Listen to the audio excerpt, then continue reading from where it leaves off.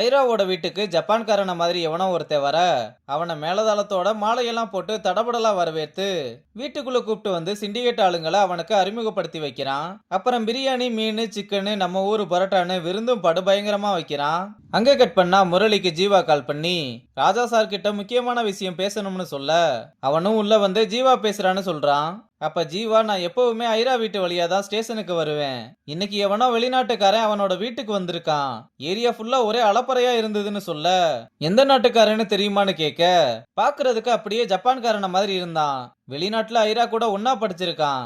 ஆனா இப்ப எதுக்காக வந்திருக்கான்னு எதுவும் தெரியலன்னு சொல்ல, ஏதாவது டவுட் வர மாதிரி ஆக்டிவிட்டிஸ் தெரிஞ்சா கால் பண்ணுன்னு சொல்லிட்டு காலை கட் பண்றான். அப்ப கூட முரளி சாரி கூட கேட்காம அங்கிருந்து கிளம்புறான்.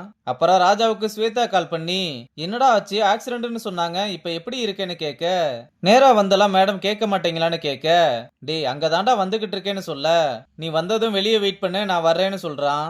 அப்புறம் எந்திரிச்சு வெளியே கிளம்புனதும் நீலா வேகமா வந்து, எங்க கிளம்பிட்ட, நீ ரெஸ்ட் எடுக்கணும், உன்னை கேர்ஃபுல்லா பாத்துக்கணும்னு தான் நான் லீவ் போட்டு வீட்ல இருக்கேன்னு சொல்ல, நான் கொஞ்ச நேரம் ஸ்டேஷனுக்கு போயிட்டு வந்தா கொஞ்சம் பெட்டரா ஃபீல் பண்ணுவேன், அந்த லேப்டாப் பேக்கை மட்டும் எடுத்து கொடுன்னு சொல்ல, நீலாவும் அதை எடுத்து கொடுத்துட்டு பார்த்து போயிட்டு வான்னு சொல்றா.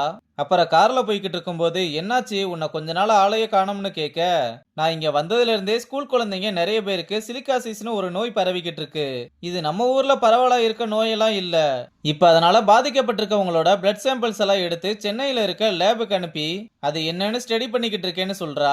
அப்புறம் ஸ்டேஷனுக்கு வந்ததும் முரளி கைத்தாங்களா ராஜாவை கூப்பிட்டு வந்து சேர்ல உட்கார வச்சுட்டு தண்ணி பிடிக்க போற மாதிரி வாட்டர் பாட்டிலை எடுத்துட்டு வெளியே கிளம்ப, என்ன முரளி பேசாமலே போற, என்னடா ராஜா சார் மட்டும் இவ்வளவு ரிஸ்க் எடுத்து வேலை பார்த்துக்கிட்டு இருக்காரு, நாம அந்த நேரத்துல லலிதாவோட ரொமான்ஸ் பண்ணிக்கிட்டு இருந்தோம், லாரியில அடிபட்டு கிடந்தப்ப கூட கால் நமக்கு தான் பண்ணாரு, ஆனா அப்ப கூட போனை சைலண்ட்ல போட்டு லலிதாவை கொஞ்சிக்கிட்டு இருந்தமேனு ஏதாச்சும் கில்ட்டா ஃபீல் பண்றியான்னு கேட்க, சாரி சார் தப்பாயிருச்சு, ஆனா தயவு செஞ்சு உங்க வார்த்தையால என்ன கொன்னுடாதீங்கன்னு சொல்ல, என்ன சார் இதனால உங்களுக்கு என்ன கஷ்டம், எங்கேயோ கிடந்த உன்னை அவ்வளவு ரிஸ்க் எடுத்து யூனிஃபார்ம் போட வச்சு இந்த நிலைமைக்கு உன்னை ஆளாக்கி நிக்க வச்சா, கூடவே நின்னவனுக்கு துரோகம் பண்ணி முதுகுல குத்தி கிழிச்சு தூக்கி எறிஞ்சிருக்க, உன்னை விட என்னை இடிச்சிட்டு போனானே அந்த லாரி டிரைவர், அவன் எவ்வளவோ மேல்டா, உன்கிட்ட கடைசியா என்ன சொன்னேன், உனக்கு அவதான் வேணும்னா அப்படியே கூப்பிட்டு போயிருன்னு சொன்னேன்ல, ஆனா நீ தான் இந்த வேலை தான் எனக்கு முக்கியம்னு வந்து நின்ன, இப்ப என்ன நம்ப வச்சு கழுத்தறுத்துட்டேல, இதுக்கு பேரு தான்டா பச்சை துரோகம், நீ சொன்ன வார்த்தையெல்லாம் கண்ண மூடிக்கிட்டு நம்பினேன் பாத்தியா,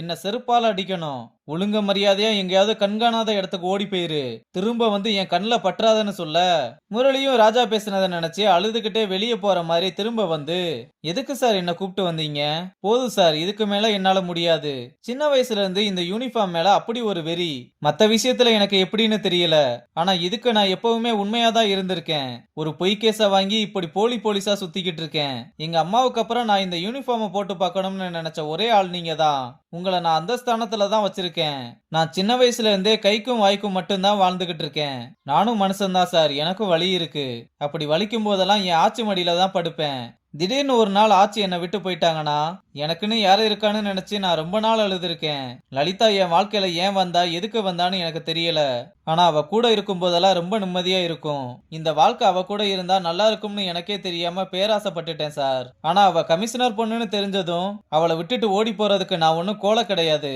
அந்த விஷயம் தெரிஞ்சதும் என்னால உங்களுக்கு எந்த பிரச்சனையுமே வந்துடக்கூடாதுன்னு தான் அன்னைக்கு மயங்கி விழுந்தேன், ஆனா உங்க 2 பேர்கிட்டையும் வார்த்தையை கொடுத்துட்டு என்னால முடியல சார், அதான் எல்லாத்தையும் மறைச்சேன், என்ன போய் நீங்க துரோகின்னு சொல்லிட்டீங்களேன்னு அழுக, ராஜா அவனை கட்டி பிடிச்சு அழாதடா, நான் கோவத்துல தான் சொன்னேன், நான் கூட உன்னை எதுவும் சொல்லக்கூடாதா, இங்க பாரு காதல்னா சந்தோஷம் மட்டும் இல்ல, இந்த மாதிரி சோகம் வருத்தம் துக்கம் எல்லாம் இருக்கும், உன் கஷ்டம் என்னன்னு எனக்கு புரியுது, இனி லலிதா விஷயத்துல நீ என்ன ஆசைப்படுறியோ அதை பண்ணு, இனி உனக்கு நான் இருக்கேன்னு சொன்னதும் ராஜாவை கட்டி பிடிச்சிட்டு 2 நிமிஷம் போயிட்டு வந்துடுறேன்னு சொல்லிட்டு பர்மிஷன் கேட்க, நீ இப்ப எங்க போறேன்னு தெரியுது, ஆனா கொஞ்சம் வேகமா வா, இங்கேயும் வேலைலாம் நிறைய இருக்குன்னு சொல்றான். முரளியும் வேகமா ஓடி வந்து லலிதாவை கட்டிப்பிடிச்சு, இதுவரை நான் உன்கிட்ட இத சொன்னதே இல்லைன்னு ஐ லவ் யூ சொல்லிட்டு, இப்ப கொஞ்சம் வேலை இருக்கு நான் போயிட்டு வரேன்னு சொல்லிட்டு கிளம்ப, எல்லாமே ஓகே தானேன்னு கேட்டா ஆல் ஓகேன்னு சொல்லிட்டு போறான்.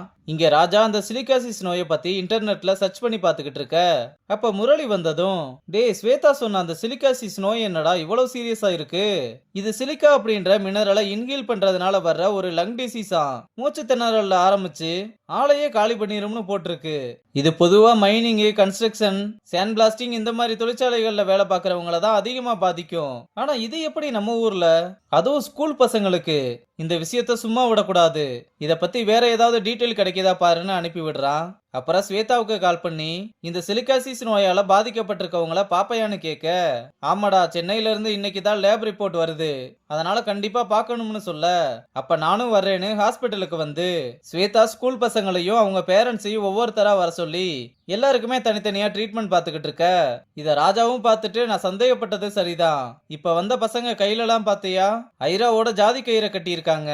அப்ப இந்த சிலிக்கா சாண்ட் மினரல்ஸ் கூடலாம் அந்த ஐராவுக்கு எங்கேயோ ஒரு கனெக்ட் இருக்கு.